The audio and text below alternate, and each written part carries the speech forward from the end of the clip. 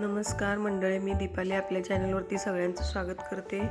तर आज आपण पाहणार आहोत शेवग्याची शेंगाची झाडं। ही झाडं आमच्या गावाकडील घरासमोर आलेली आहेत। बघा, झाडं 6-7 झाडं आहेत। ह्याला दरवर्षी खूप शेंगा लागतात, पण ह्या वर्षी छाटणी केल्यामुळे थोडेच लागलेले आहेत।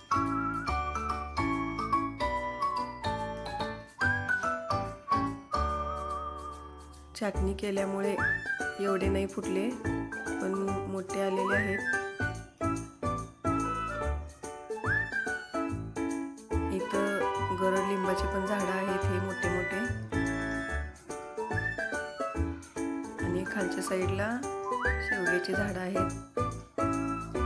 4-5 झाडं आहेत तिकडच्या साईडला, हे समोर दिसायला लागले ते, आणि पुढच्या बाजूला पण आहे, ते थोड्या वेळाने दाखवते तुम्हाला। हे बघा, छाटणी केल्यामुळे एवढंच फुटलेलं आहे। शेंगा पण लागलेल्या आहेत त्याला। शेंगा हिरव्या पाल्यामुळे जास्त दिसत नाहीत, पण लागलेल्या आहेत बघा ही शेंगा।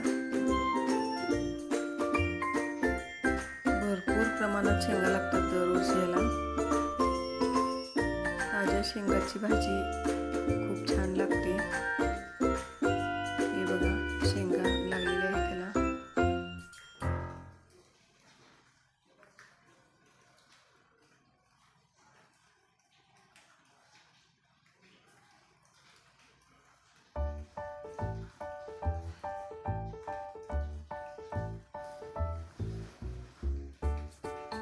हे इथून छाटणी केलेलं होतं, त्यामुळे एवढं नाही मोठं आलं अजून हे, तरी पण शेंगा लागलेल्या आहेत।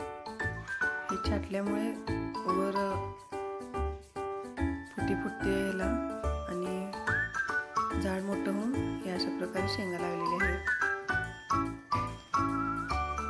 रोप लावण्यापेक्षा झाड मोठं झालेलं निम्म्यातनं तोडलेत त्याला, आणि परत हे एवढे झाडं आलेले आहेत।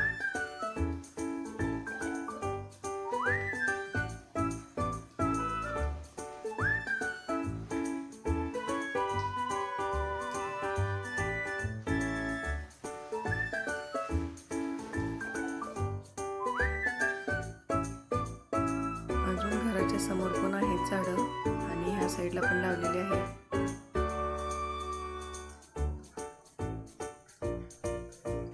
हे बघा, इकडच्या साईडला पण आहेत।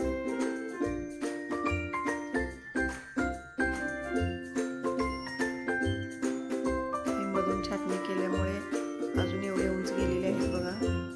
छाटणी केलेल्या जागेतून फुटी फुटून एवढे उंच गेलेले आहेत ही झाडं।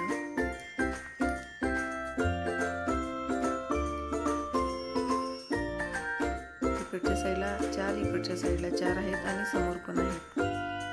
समोरच्या बाजूची झाडं पुढच्या ब्लॉगमध्ये दाखवते। हा ब्लॉग आवडल्यास चॅनलला नक्की लाईक, शेअर, सबस्क्राईब करा। धन्यवाद।